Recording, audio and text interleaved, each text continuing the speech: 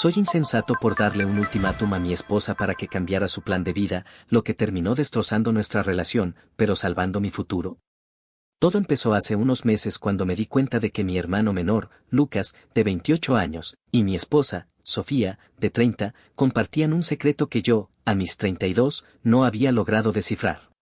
No era un secreto romántico, ni de traición en el sentido clásico, sino uno de ambición, de sueños y, al final, de un futuro que no me incluía.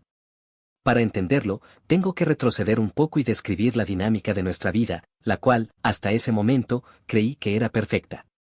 Sofía y yo llevamos juntos 10 años, 5 de ellos casados. Nos conocimos en la universidad. Yo estudiaba ingeniería y ella diseño gráfico. Siempre fuimos la pareja estable, la que todos envidiaban. Ambos trabajamos duro, yo en una gran empresa de telecomunicaciones, con un sueldo muy bueno y un camino claro hacia una gerencia media, y ella como freelance. Con una cartera de clientes sólida que le permitía trabajar desde casa. Habíamos comprado una casa en un buen barrio, teníamos 2 coches, y nuestros planes siempre habían sido los mismos: viajar un poco más en los próximos 2 años, empezar a buscar un bebé después de eso y, en unos 10 años, tener la hipoteca pagada y una vida tranquila. Era el plan, el guión que habíamos escrito juntos. O eso creía yo. Lucas, por otro lado, siempre fue el espíritu libre de la familia. Un chico brillante, pero inquieto. Dejó la universidad a los 21 para encontrar su camino, lo que se tradujo en un par de años viajando con una mochila, luego intentando un negocio de camisetas estampadas que fracasó, y finalmente, cayendo en lo que parecía ser su verdadera pasión, el desarrollo de videojuegos independientes. La cosa es que Lucas es bueno, jodidamente bueno, pero también volátil. Necesita una estructura que lo ancle, una especie de copiloto que no solo lo frene, sino que también gestione toda la parte aburrida de la administración, los plazos y la búsqueda de financiación. Durante el último año, Lucas se mudó a nuestro barrio, a un pequeño apartamento, para estar más cerca de la familia. Empezó a venir a casa casi todos los días, y fue natural. Sofía, con su background de diseño y su ojo crítico para el arte, se involucró en sus proyectos. Empezaron con una colaboración pequeña, ella le ayudaba con la estética de personajes para un prototipo. Yo estaba encantado, mi esposa y mi hermano llevándose bien, compartiendo un interés. Lo veía como un pasatiempo productivo. Pero la línea entre pasatiempo y obsesión se borró tan rápido que apenas me di cuenta de cuando cruzamos el límite. Las cenas se convirtieron en sesiones de brainstorming. Las películas se pausaban para ver bocetos de personajes. Yo me sentaba en el sofá después de un día de 12 horas en la oficina, y ellos estaban en la mesa de la cocina, rodeados de papeles, tabletas de diseño y un lenguaje que me era totalmente ajeno: assets, shades, gameplay loops, monetización. Intentaba unirme, hacer una broma, preguntar algo, pero mis preguntas se sentían pesadas, mis aportaciones simplistas. Oh, eso es genial, ¿será como Cyberpunk? Y la respuesta era un paciente pero condescendiente: no, cariño, es una cosa completamente diferente, la mecánica principal se centra en la simulación de partículas. Y yo volvía a mi sofá, sintiéndome como un espectador en mi propia vida. Al principio lo atribuía a mi agotamiento. El trabajo en la oficina se había intensificado. Estaba bajo presión para cerrar un contrato grande. Pero la verdad es que era más profundo. Empecé a notar el cambio en Sofía. Su ropa, su actitud, la chispa en sus ojos. De pronto, vestía camisetas con referencias a videojuegos clásicos, se quedaba despierta hasta las 3 de la mañana discutiendo estrategias de marketing con Lucas. A través de mensajes de voz que yo escuchaba a la mañana siguiente, y se levantaba con una energía que no tenía cuando solo diseñaba logotipos para empresas de contabilidad. La mujer que había planeado su vida en torno a tener un jardín y 2 hijos, de repente hablaba de pitch decks y rondas de inversión ángel. Un día, volví a casa temprano. Había tenido un ataque de migraña. La casa estaba en silencio. Pensé que Sofía estaría trabajando en su oficina, la que habíamos adaptado para ella. Entré en la habitación y la encontré dormida sobre su escritorio. Al lado, no había un boceto de un logo, sino un documento abierto en su ordenador. Mi curiosidad me picó, una sensación horrible de que algo no encajaba. Me senté y lo leí. Era un plan de negocios. Un plan detallado, meticuloso, para una startup de videojuegos fundada por Lucas y Sofía. El documento era impresionante. Lucas era el director de tecnología, y Sofía era la directora de operaciones, encargada de la gestión, la financiación, los contratos. La parte que me heló la sangre fue el apartado de proyección a 5 años. Decía que, para el año 3, ambos deberían estar trabajando a tiempo completo en el proyecto, dejando de lado compromisos profesionales que no se alineen con la visión de la empresa. Y más abajo, la lista de hitos: mudarse a una ciudad con una comunidad de startups de tecnología más fuerte, Austin, Berlín, Toronto, una vez asegurada la financiación de la Serie A. Cerré el ordenador. Sentí un vacío en el estómago. No era solo que mi esposa tuviera un plan de negocios, era que ese plan de negocios era la antítesis de nuestro plan. No había mención de mí, de nuestra casa, de nuestro futuro tranquilo, de los viajes, o de los hijos. Era un futuro radical, lleno de riesgo, de mudanzas internacionales, de trabajar hasta el colapso, de la incertidumbre que siempre habíamos acordado evitar. Esa noche, no pude dormir. Observé a Sofía a mi lado, serena, ajena al volcán que se cocinaba dentro de mí.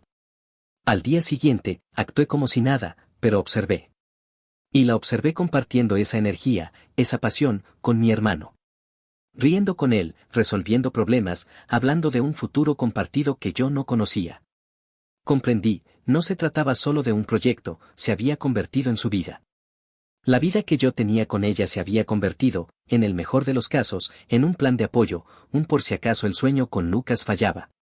Decidí que no podía seguir siendo un espectador en el desmantelamiento silencioso de mi matrimonio. Necesitaba una confrontación, pero sabía que un grito o una acusación solo la pondrían a la defensiva. La clave estaba en la logística. 2 días después, un sábado por la mañana, cuando Lucas no estaba, la invité a tomar un café. Ella sonreía, pensaba que hablaríamos de las vacaciones. En lugar de eso, saqué una carpeta con 2 documentos. El primero era un análisis financiero detallado de nuestra situación, hipoteca, ahorros, pensiones, y la proyección de cuándo podríamos tener hijos de manera cómoda. El segundo era una copia impresa del plan de negocios de Pixel Forge, así se llamaba su startup. Sofía, le dije con una calma que me costó muchísimo mantener, necesitamos hablar de nuestro futuro, de los futuros que estamos construyendo. No es que no me guste tu colaboración con Lucas. Me encanta que tengas pasión. Pero este documento, señalé el plan de negocios, no es compatible con este documento, señalé el análisis financiero de nuestra vida planeada. Ella palideció. ¿Lo leíste? Es solo un borrador, no es un... No mientas, la corté, suavemente pero con firmeza. Es un plan de 50 páginas. Tiene proyecciones, estrategias de salida y un timeline para mudarse a Berlín. Te has convertido en la directora de operaciones de una startup de alto riesgo con mi hermano, y ni siquiera me has mencionado que esto es algo más que un pasatiempo. Me enteré leyendo tu pantalla mientras dormías. Sinceramente, me siento traicionado, Sofía. No por infidelidad, sino por la traición de la visión de nuestra vida. Ella intentó defenderse, que era un riesgo calculado, que era una oportunidad única, que yo siempre había sido demasiado seguro y que ella sentía que se estaba ahogando en la rutina. Siempre me has apoyado, cariño, ¿por qué ahora no puedes verme triunfar en algo grande? Porque tu triunfo significa mi desarraigo, respondí. Tu triunfo, según este plan, significa vender la casa, dejar mi trabajo estable, dejar a mi familia. Y mudarme a otro continente para que mi hermano y tú persigan una quimera que tiene una tasa de fracaso del 90%.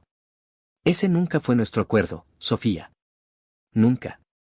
Yo he trabajado para una vida de estabilidad, para ser padre, para tener la seguridad. Y no voy a sacrificar todo eso por un sueño ajeno que ha sido un secreto para mí. Respiré hondo. Este era el momento del ultimátum, y mi corazón latía con la fuerza de un martillo contra una pared de concreto. Sabía que esta frase definiría el resto de mi vida. Mira, te amo. Pero no puedo seguir a ciegas un plan que me excluye y que destruye todo lo que hemos construido juntos. Y no puedo ser el plan de respaldo. Tienes que elegir. No entre Lucas y yo, sino entre tu vida soñada de startup en el extranjero o nuestra vida planeada aquí. O renuncias a la parte de la mudanza y el riesgo extremo, y te concentras en un trabajo estable aquí mientras yo busco el ascenso que nos permitirá ser padres en el plazo de 2 años, o sigues con el plan de Lucas. Pero si sigues con el plan de Lucas, si decides que el riesgo y la ambición son más importantes que la estabilidad que construimos, te lo digo ahora, me quedo con la casa, los ahorros y mi plan de vida. Y tú serás libre de seguir tu camino, sola. Fui un muro. Fui duro. Fui absolutamente egoísta al poner mi estabilidad por encima de su sueño recién descubierto. Fui el bastión de la rutina. Pero sentí que si no lo hacía, ella me arrastraría, y yo me convertiría en el hombre que resentiría a su esposa por haberle quitado su futuro tranquilo. Su rostro se descompuso. No había lágrimas, sino una frialdad glacial. Me estás pidiendo que elija entre tú y mi vocación, mi potencial. Esto es manipulación, una prisión, no un matrimonio. No, Sofía, le dije, mirando a sus ojos. Te estoy pidiendo que elijas entre nuestro acuerdo, y un acuerdo que hiciste con mi hermano a mis espaldas. Tienes una semana para decidir. Piensa bien qué tipo de vida quieres y con quién la quieres. Yo no me muevo de aquí. Me levanté y la dejé sola en el salón. Me sentí como el peor esposo del mundo, el hombre más insensato. Pero por primera vez en meses, sentí que estaba defendiendo algo que era mío, mi vida, mi paz. Ahora solo me queda esperar. Y la agonía de la espera es peor que la confrontación. Primera actualización. Tras 3 días de mi última publicación, la tensión en esta casa se ha vuelto irrespirable. 3 días pueden parecer poco, pero se sintieron como un mes, con cada hora pesando como plomo. La casa, que siempre fue nuestro refugio, se convirtió en un campo de batalla silencioso, donde las minas explosivas eran los platos sucios en la pila o la pregunta de qué hay para cenar.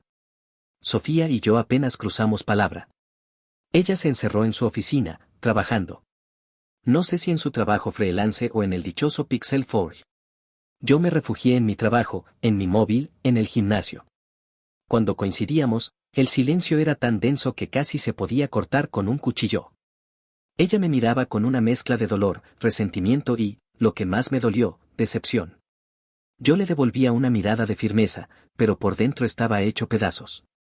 Cada noche, me acostaba en el sofá. La idea de dormir a su lado era inconcebible, sentía que si la tocaba, explotaría, o ella lo haría. El segundo día, recibí un mensaje inesperado. No era de Sofía, sino de Lucas. Un simple, necesitamos hablar. Es sobre el proyecto y Sofía. Mi primer instinto fue ignorarlo. Sentía una rabia fría hacia mi hermano, no por el proyecto en sí, sino por la complicidad, por haber alimentado ese sueño en mi esposa y haberla convertido en mi cómplice a mis espaldas. Pero pensé que era mi oportunidad de calibrar qué tan avanzado estaba el plan. Acepté verlo en una cafetería a la mañana siguiente. La reunión fue breve y brutal. Lucas, con su típica energía caótica, se sentó frente a mí, con una expresión seria que rara vez le había visto. Sofía me dijo lo que pasó, empezó, sin preámbulos. Y tienes que entender, no se trata de que ella no te quiera. Se trata de que, por primera vez, ella está viva, está usando todo su potencial. Este proyecto la ha transformado, y te lo digo como su socio, es brillante. Es la única razón por la que tenemos un inversor ángel potencial en la mira. Inversor ángel, pregunté, sintiendo un escalofrío de pánico. ¿Están tan avanzados? Sí, dijo, con una mezcla de orgullo y frustración. Hemos estado trabajando en secreto durante 7 meses. Ella insistió en que tenía que ser un secreto hasta que fuera serio. Y es serio. El inversor quiere vernos en persona en Toronto en 2 semanas. Quiere que presentemos una demo funcional y, lo más importante, quiere ver que el equipo fundador está comprometido a tiempo completo. El trato es que nos mudamos, nos dan el capital semilla para el desarrollo inicial y empezamos a construir la empresa de verdad. Por eso tu ultimátum es tan destructivo, Marcos. Está justo en el momento de la verdad. Lo miré, sintiendo que me ardían los oídos. Destructivo. ¿Sabes qué es destructivo, Lucas? Que te asocies con mi esposa a mis espaldas para construir un plan de vida que me obliga a abandonar todo por lo que he trabajado. Esto no es un juego, es mi matrimonio. Y te pido que te mantengas al margen de mi decisión con ella. No puedo, replicó, mirándome a los ojos. Ella es mi directora de operaciones, mi socia. Y lo que decida afecta a mi empresa. Vengo a decirte algo más, algo que me pidió que no dijera, pero que tienes que saber, ella ya decidió. Y ella no va a renunciar a esto. No va a renunciar a su potencial.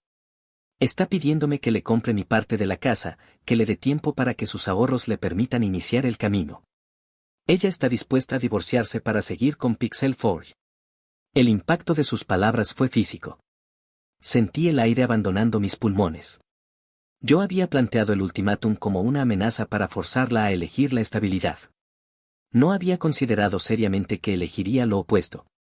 Pensé que el amor, los 10 años, la comodidad, pesarían más que una ambición de 7 meses. Fui un iluso. Ella no va a renunciar a esto, repitió Lucas con voz más suave. Lo siento, Marcos. No estoy aquí para pelear por ella, sino para que entiendas la gravedad. Ella está dispuesta a irse a Toronto en 2 semanas si el inversor acepta. Su decisión ya está tomada, y tu ultimátum solo ha acelerado el inevitable final de la vida que tú querías. Me fui de la cafetería sin decir una palabra más. En el camino a casa, no podía dejar de pensar en la frialdad de su decisión. No se trataba de un affair, sino de un profundo e irreconciliable desacuerdo sobre el tipo de persona que quería ser. Yo quería estabilidad, ella, ascenso. Yo quería ser padre, ella, fundadora. Llegué a casa y la encontré en el salón. Me miró. Ya no había rabia en su rostro, sino una calma de resolución final. Lucas te lo dijo, ¿verdad?, preguntó. Asentí. No voy a renunciar a Pixel Forge. Es lo que siempre debía ser. Me di cuenta de que te amo, pero te amo al hombre que me ofrecía una vida segura, pero que en el fondo me estaba pidiendo que fuera menos de lo que puedo ser. Cuando me dijiste que tenía que elegir entre esto y nuestra vida, elegiste por mí. Elegiste la estabilidad. Yo elijo la ambición. Y no te culpo por lo tuyo, pero no me culpes por lo mío. Le dije que la casa, los ahorros y la pensión se dividirían según lo acordado. Que mi abogado se pondría en contacto con ella. Fui frío, cortante, profesional. Lo que ella no vio fue el temblor de mis manos. Fui un insensato al pensar que podía controlarla con un ultimátum, y la consecuencia de mi propia inflexibilidad era que estaba perdiendo a la mujer que amaba, pero ganando, para mi terror y alivio, mi vida de vuelta. La próxima semana sería una pesadilla de abogados y maletas. La historia de Lucas y Sofía, la de un éxito incipiente, estaba por comenzar. La mía, la de un hombre de 32 años divorciado, con una casa demasiado grande y un futuro demasiado solitario, estaba por reescribirse. Aprovecho esta pausa para recordarte, si te gusta mi contenido y suscríbete, eso me ayudaría un montón. Ahora sí, continuemos. Segunda actualización. Pasaron 10 días desde la primera actualización, y las cosas se complicaron aún más, aunque no de la manera que esperaba. Los primeros 7 días fueron un infierno logístico y emocional. Sofía y yo nos mantuvimos en contacto solo a través de mensajes de texto fríos, coordinando abogados y la división de bienes. Ella se movía con una eficiencia aterradora, como si ya hubiera planeado esto hace meses. En realidad, creo que la idea ya estaba plantada, y mi ultimátum solo le dio el catalizador para la acción. El acuerdo de divorcio se estaba negociando de forma relativamente civilizada, gracias a que no teníamos hijos. El punto clave era la casa, que habíamos comprado juntos, y la división de los ahorros comunes. Yo quería quedarme con la casa, para mantener mi estabilidad. Ella quería su parte del capital para invertirla en la startup. Acepté. Era doloroso, pero era un precio por la paz y por mantener mi vida en el sitio que yo había elegido. En el 10º día, la situación escaló de lo personal a lo profesional y de lo local a lo familiar. Sofía y Lucas tenían que viajar a Toronto al día siguiente para su reunión con el inversor Ángel. Yo estaba intentando concentrarme en un reporte importante en mi oficina cuando recibí una llamada del móvil de mi madre. Marcos, tienes que venir a casa de inmediato. Es sobre tu padre. ¿Y Lucas? Mi padre, un hombre de negocios a la antigua, siempre había sido mi ancla. Fue el que me inculcó el valor de la estabilidad y la planificación. Llegué a su casa en 15 minutos, con el corazón encogido, pensando en un problema de salud. Encontré a mis padres sentados en el salón, con un semblante que no les había visto en años, decepción profunda y rabia contenida. Siéntate, Marcos, dijo mi padre, señalando el sofá frente a ellos. Tu madre y yo descubrimos algo que nos ha revuelto el estómago. Y lo que me digas ahora va a definir muchas cosas. Resulta que mi padre no solo me había ayudado con el pago inicial de la casa, sino que también había invertido una cantidad significativa de dinero en un fondo de ahorro familiar con la idea de que ese dinero se usaría para la educación de mis futuros hijos y, en caso de necesidad extrema, para cualquiera de mis hermanos. Este fondo se manejaba a través de una cuenta de inversión que solo mi padre y yo conocíamos los detalles, pero que él tenía la potestad de administrar. Hace 2 días, Lucas vino a verme, continuó mi padre, con voz dura. Me dijo que estaba a punto de cerrar una inversión importante para su empresa de juegos y que necesitaba un préstamo puente de $50,000 para tapar agujeros de liquidez y asegurar el compromiso del equipo. Antes de que el inversor entrara.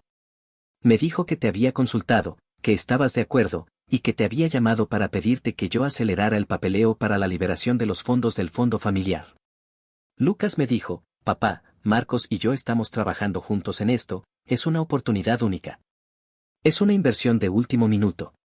Necesitamos la plata ahora. Me mostró un documento de intenciones de Sofía donde se comprometía a devolver el dinero con un 15% de interés en 6 meses. Yo estaba en shock. Lucas me había usado. Me había mentido a mi padre, y peor aún, había involucrado a Sofía en la mentira, haciendo parecer que el dinero iba para un plan conjunto, cuando en realidad era para financiar su huida. ¿Y qué le dijiste?, pregunté, con la voz apenas un susurro. Le dije que no. Le dije que no movería un centavo de ese fondo sin hablar personalmente contigo. Pero Lucas insistió. Me mostró un documento que, según él, era la prueba de la inminente inversión en Toronto. Era una carta de intención de un fondo de capital riesgo. Me pareció creíble, pero su urgencia y su insistencia en que tú estabas de acuerdo no me cuadraron. Así que, llamé a tu oficina. Me informaron que habías tomado unos días libres, pero que tu estado laboral era inestable debido al problema con tu esposa y el divorcio. Fue cuando comprendí que me había mentido. Mi padre se levantó y caminó hasta la ventana. La parte que me revuelve el estómago es esta, Marcos. Lucas usó el nombre de Sofía y una carta falsa para intentar sacar dinero de un fondo destinado a tus hijos. Pero la parte que me rompe el corazón es que Sofía se prestó a esta mentira. El documento de intención que me mostró, el compromiso de devolución de la deuda, estaba firmado por ella como directora de operaciones de Pixel Forge. Ella sabía exactamente lo que estaban haciendo, intentando manipularme para conseguir $50,000 que los llevaran a Toronto con la promesa de que la inversión se cerraría. No es solo el riesgo, Marcos, es la deshonestidad. El engaño. Me usaron. Me sentí enfermo. Esto ya no era sobre ambición y estabilidad, sino sobre integridad. Yo había aceptado su decisión de irse por un sueño, pero esto era cruzar una línea moral. Usar la mentira, la manipulación emocional, y el fondo de mis futuros hijos, todo por una inversión riesgosa. Yo no sabía nada de esto, papá, dije, con la garganta seca. Lucas mintió. Me separé de Sofía. Ella se va con él mañana a Toronto para presentar el proyecto al inversor. Esto prueba mi punto, no es solo un sueño, es una obsesión peligrosa que los ha vuelto ciegos a todo lo que es decente. Mi padre se sentó de nuevo, su expresión ahora era de pura tristeza. Tienes que decidir qué haces con esta información, hijo. Lucas es tu hermano. Sofía es tu esposa. Pero esto es un intento de fraude. Un intento de robar. Y lo hicieron juntos, a tu costa y a la de tu futura familia. Te he enseñado el valor de la estabilidad. ¿Qué vas a hacer ahora que la deshonestidad amenaza esa estabilidad? La conversación duró 1 hora más. Hablamos de la traición, de la ruptura familiar, de la necesidad de establecer límites. Mi padre, al final, me dio la llave. Yo no haré nada. Es tu batalla, Marcos. Pero tienes que protegerte. Y tienes que hacerles ver que sus acciones tienen consecuencias, más allá de la pérdida de un matrimonio.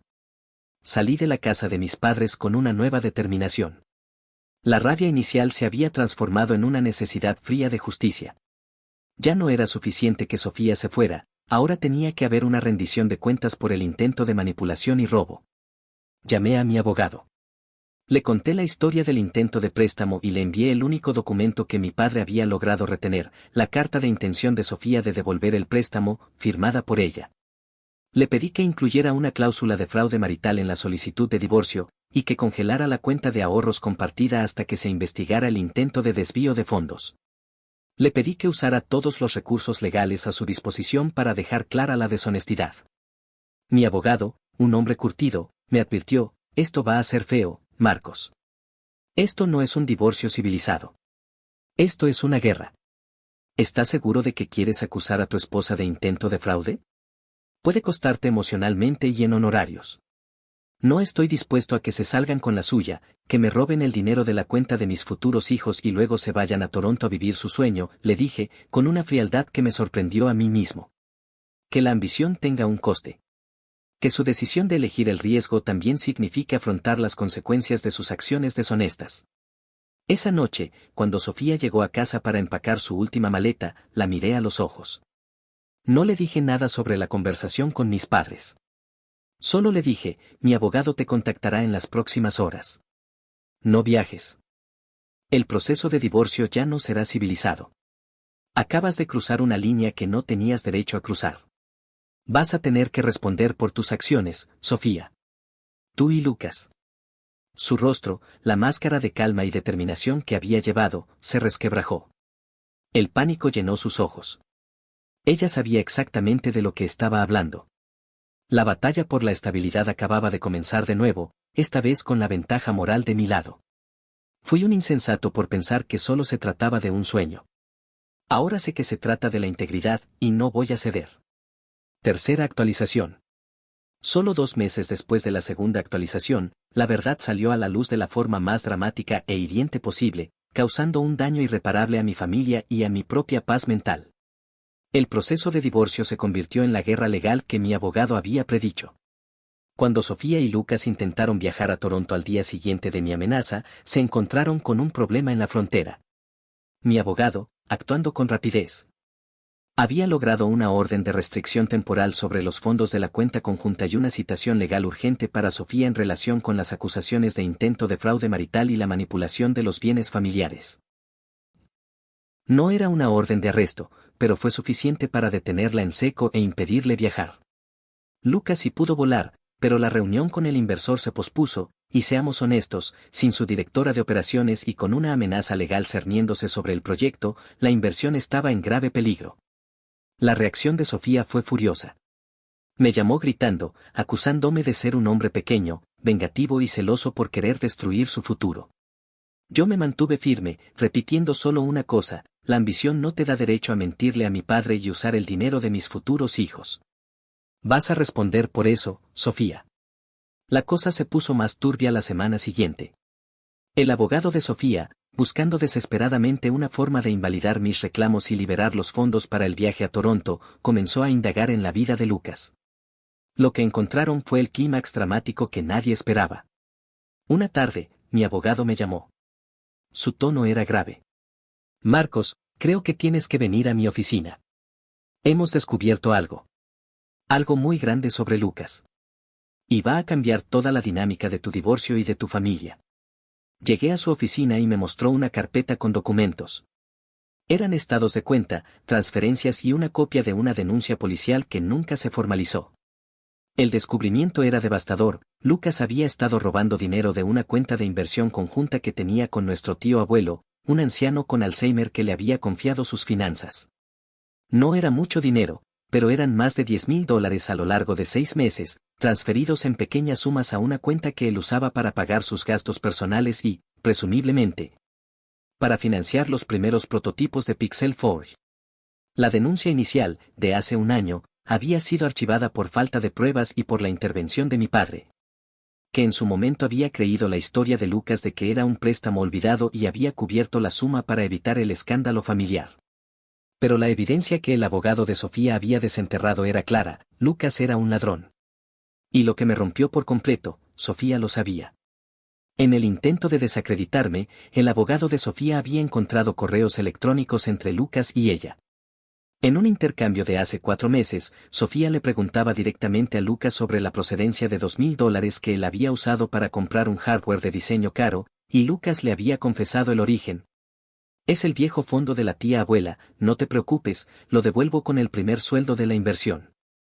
Sofía le había respondido, ok, pero cuidado. No queremos que esto nos explote en la cara cuando estemos buscando financiación seria. Necesitamos ser limpios. Sentí un escalofrío de pies a cabeza. Sofía no era solo una ambiciosa, era la cómplice de un ladrón. Había sabido de la deshonestidad y no solo la había tolerado, sino que la había justificado en aras de la ambición. Su silencio no era inocente, era una asociación criminal y moral. Le mostré las pruebas a mis padres esa misma noche. La reacción fue lo más duro que he vivido. Mi madre se puso histérica, llorando por Lucas y por Sofía. Mi padre se quedó en silencio por lo que pareció una eternidad. Finalmente, me miró, y su voz estaba rota. Lucas es mi hijo. Pero lo que hizo es imperdonable. Y la complicidad de Sofía. La ambición no es excusa para el robo y el engaño, Marcos. Hiciste bien en trazar la línea. Hiciste bien en proteger tu vida. Pero no puedo dejar que Lucas se salga con la suya. Mi padre tomó una decisión terrible pero justa, cortó todo contacto financiero y personal con Lucas. Le dio un ultimátum, devolver el dinero robado al fondo del tío abuelo en un mes o enfrentarse a las consecuencias legales que el abogado del anciano pudiera tomar.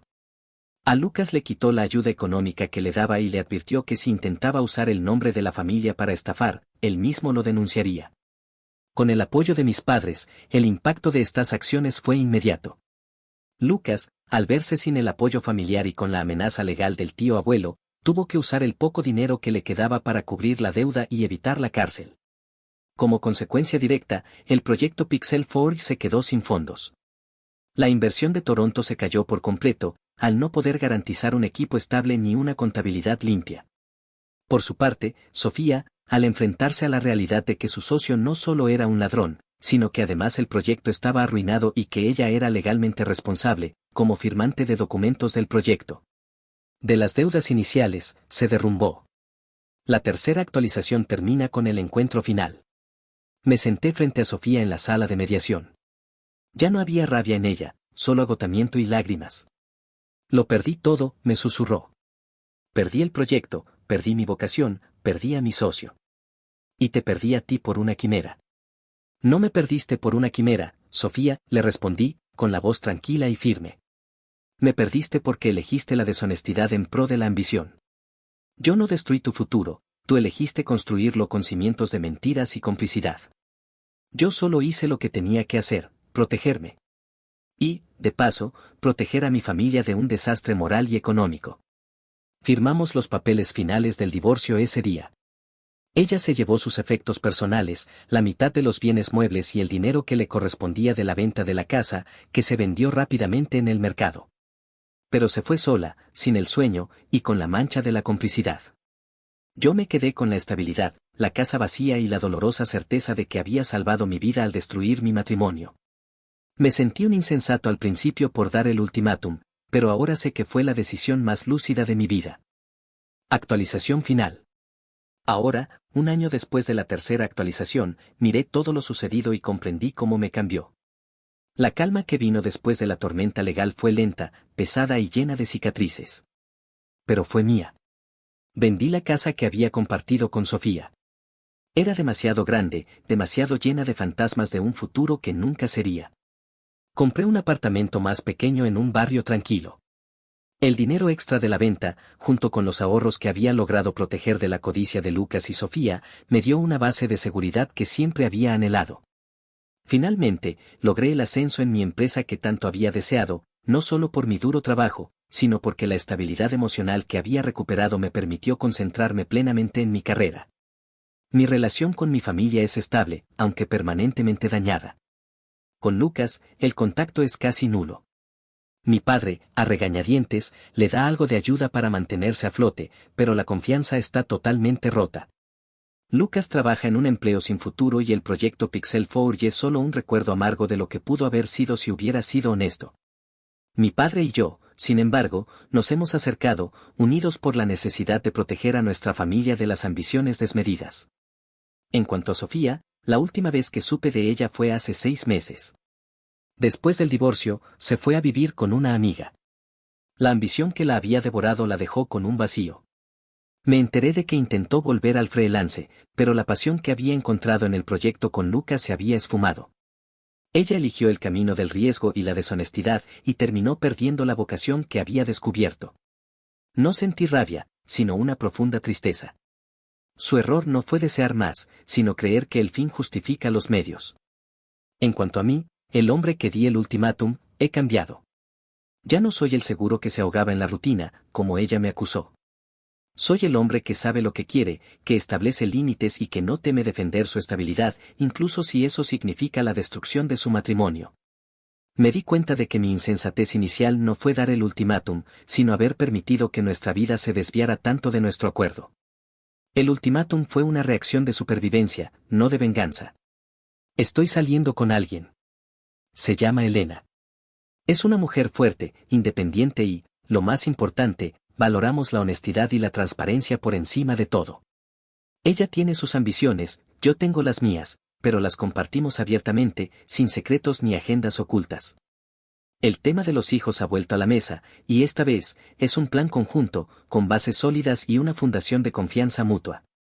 El año pasado, fui un hombre que perdió a su esposa. Hoy, soy un hombre que se encontró a sí mismo. A veces, la decisión más difícil y dolorosa es la que te salva. Fui un insensato por poner mi estabilidad por encima de su sueño en ese momento, pero la realidad es que mi inflexibilidad me protegió de una deshonestidad mucho mayor. Aprendí que la ambición sin ética es corrosiva, y que defender tu paz es más importante que mantener una fachada de matrimonio. Me quedé solo, pero no fui vencido. Y el silencio de mi nuevo apartamento ya no es un recordatorio de lo que perdí, sino la promesa de lo que estoy construyendo, esta vez, con cimientos inquebrantables. Si llegaste hasta el final, por favor deja un pulgar arriba.